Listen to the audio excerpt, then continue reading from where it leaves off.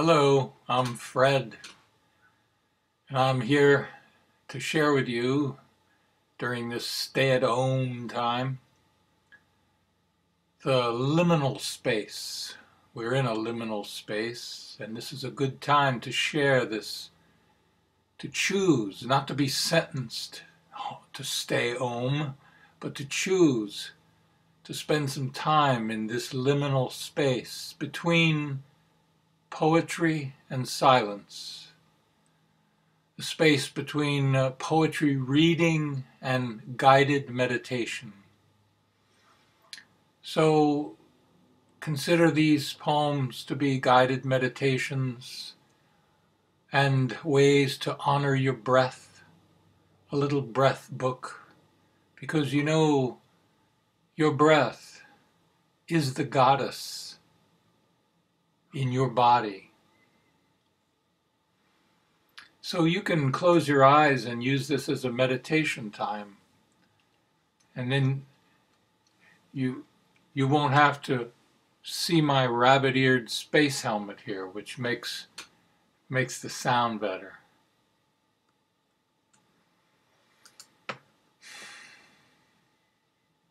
Now, just as your flesh has a soul, so your inhalation is a sheath containing a sword of sweet fire.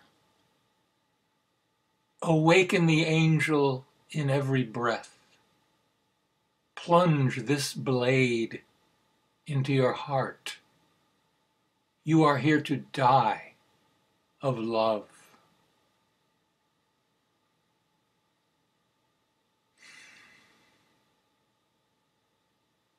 As you fall asleep tonight, do not take this inhalation for granted. Honor her like a royal guest. Make a spacious tent of your flesh, for she who contains the galaxies has come to dwell in you, pouring her gift from the stars down your backbone. Each expiration will lead you through a silver door, a mirror of moonlight. The key is silence.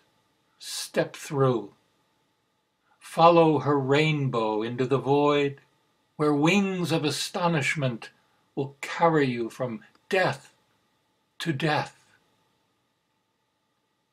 A scent of blossoms from the garden in your body will guide you home, enlarged by a memory of stillness. Neither come nor go. Just let her lead you from the mind to the heart.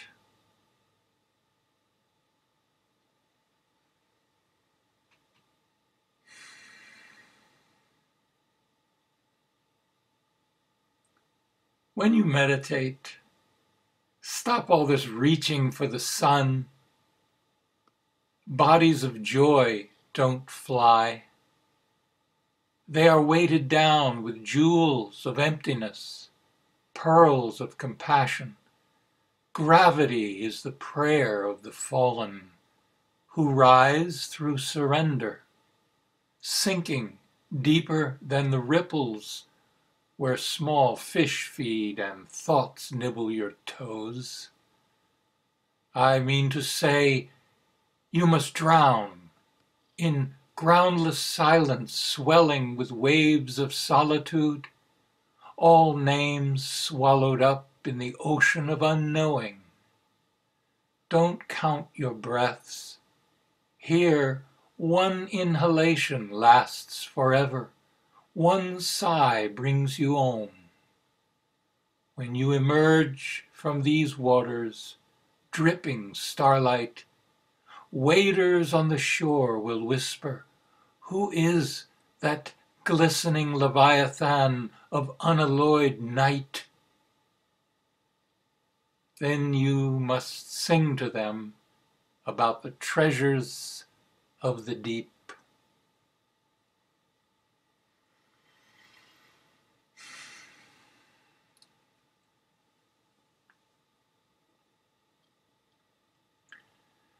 This is not a poem, just a murmur whose poor thoughts won't reach the edge of the page. The Bible's word for spirit is breath. The Quran's word for spirit is breath. So it is in all the tongues of wisdom, for wisdom is Sophia, the soul in your breath. When you are awake, this very inhalation is the Holy Spirit sigh of the Creator in creation. She is the goddess who birthed the sun when she danced in the beginning with a deep green shadow. And though her womb enfolds the clustered galaxies, she whirls inside your body, weaving awareness into flesh. Call her the dignity of what flows through you when you do not try. Call her the delight of Ruh, the Shakti, the Chi. Honor her by listening. Tend her flame in your lungs, and you will permeate the earth like fragrance in a garden. You will become her whisper, Tov, Shiv, Bismillah. Friend, please swim in the river of amazement that pours down your dark, hollow places like wine saved for the end of the wedding. How do I know this? I am breathed by the beloved.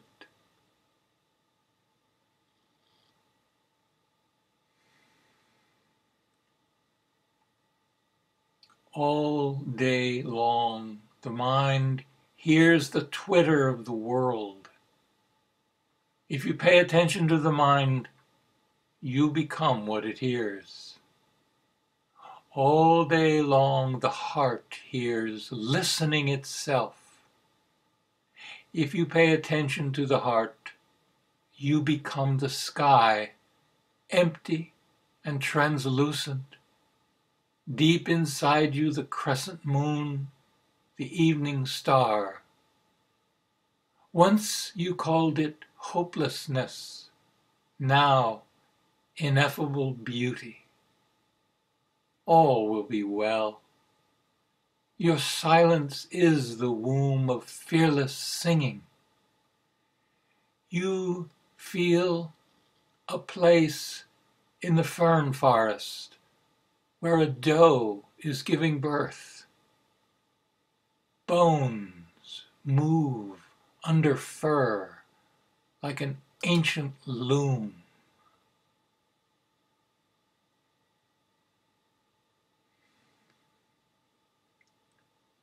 Om Shanti, Shanti, Shanti.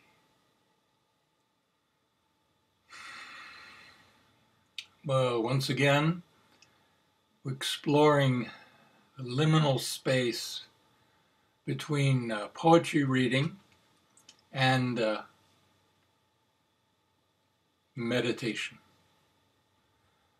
I'm going to put on my crazy space helmet here again. But you won't have to look at me because this will be a guided meditation. And I'm going to ask you to stand up. This will be poetry yoga. Been used before in some of my workshops. So now you can stand in the stillness and the solitude of your own room. And no one will think you're crazy. And you can move. So I invite you in this first poem to stand and move. Let your body be the teacher. Even the slightest, smallest gestures of movement. And then we'll sit in the next couple of poems after that to continue that gesture, that asana, that posture inside, because your breath and the movement of your mind is also a body, part of your body, part of the same energy system as your outer physical body. And we remember that there are 196 verses in Patanjali's Yoga Sutras, and only 3 of them deal with asanas. So that means asana, posture, the movement and the relationship between the circumference circling the still center, the relationship between wave and stillness, between word and silence. This is all asana, it's all posture. So stand, your feet about, shoulder length apart, resting in the saddle of your hips. Loosen and roll your shoulders. And a deep breath out with a sigh. And you can close your eyes or just keep them partially open. And this is called wildflower yoga. Use the words as a prompt for movement, inner and outer.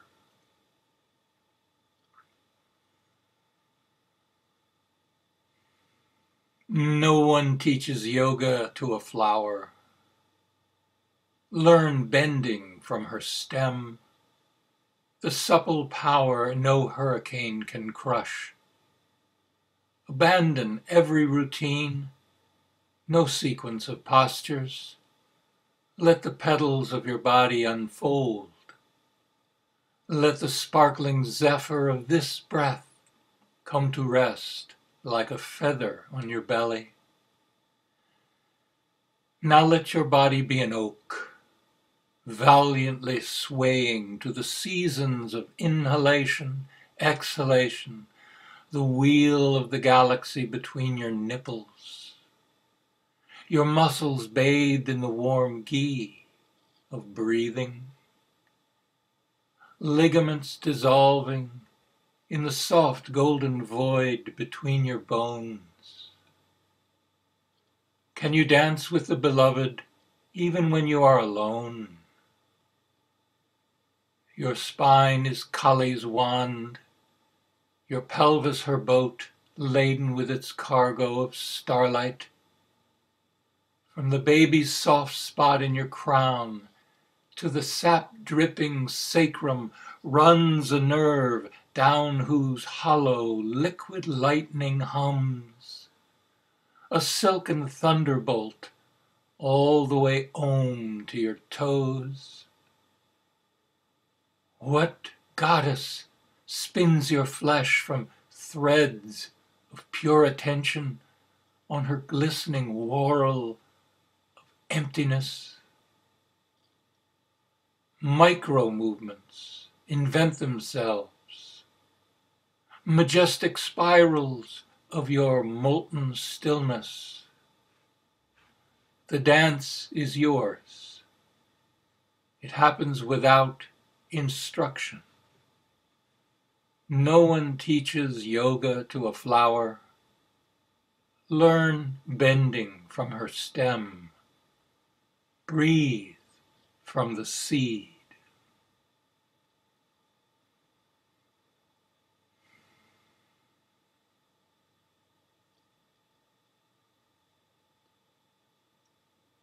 And now let these movements move you to the seat. Gently sit. Comfortable but spine upward. We'll continue this gesture inwardly. Breathe through your forehead. Smell the stars. You have another eye like a gash in your chest that sees shadows as golden beams. You have an ear in your belly that hears oceanic moonlight. Fall into the cavern of your ancient brain. Light the dangling pituitary chandelier that hangs in the empty ballroom where the part of you who never sleeps is always whirling. Don't linger there. Descend to the wine cellar Taste the blood that Jesus ages into brandy, oaked in the cask of your amygdala. You have been braiding your dreams into a rope for safety. Let it go. Plummet toward awakening. Healing comes from the energy of the wound itself, not from the story of how it happened. This descent is not groundless. You land. You awaken in the musty pump house, sitting by a spring where all through lightless days and luminous nights, newts, salamanders, bullfrogs ponder and repose in the greenish reptilian splendor your body wants more than a soul. Look for the door of the ordinary. Part its almond-scented serpent skin and enter gently, muttering this spell: Amin, Amin, all things dissolve into themselves. Now walk into whatever world you wish.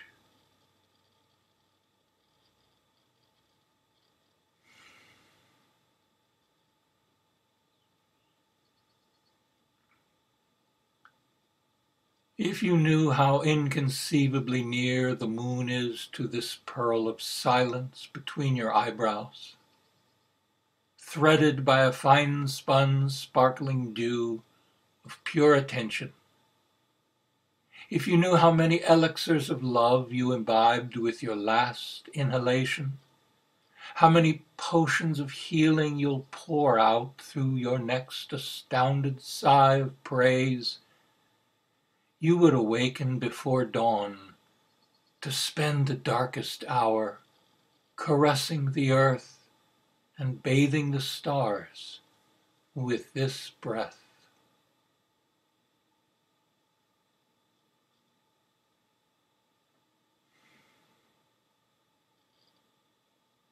And now in the heart of meditation, we meet the Guru, the teacher.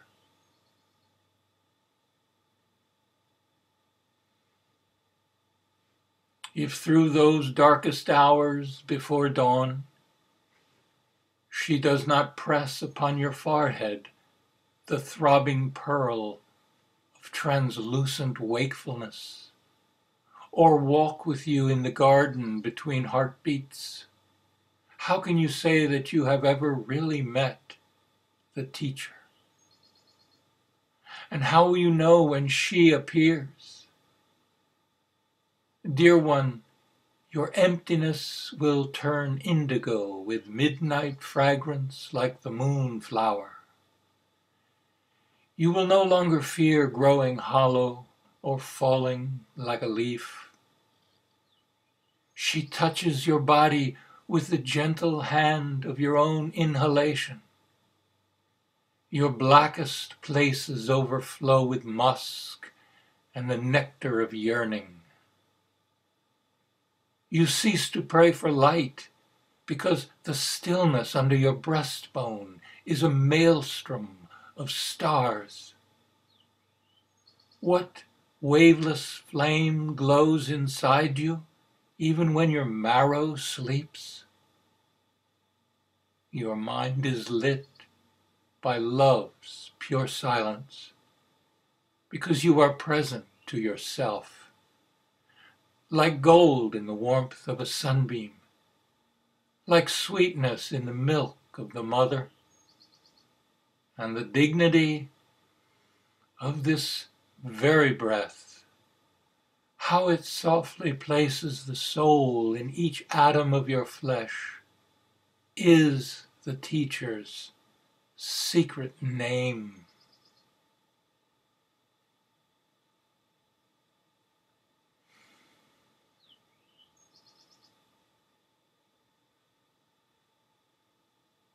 What you call falling, she who breathes you calls the dance. What you call the wrong note, she calls stunning harmony. You say mistake, she says creation.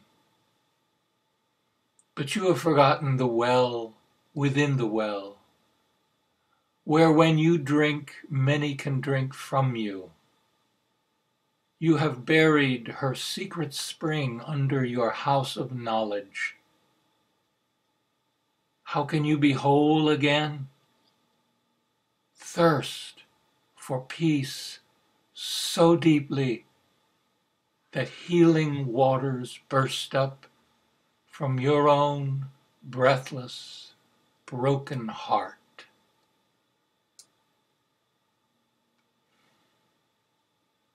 Om Shanti, Shanti, Shanti. Peace, peace, peace.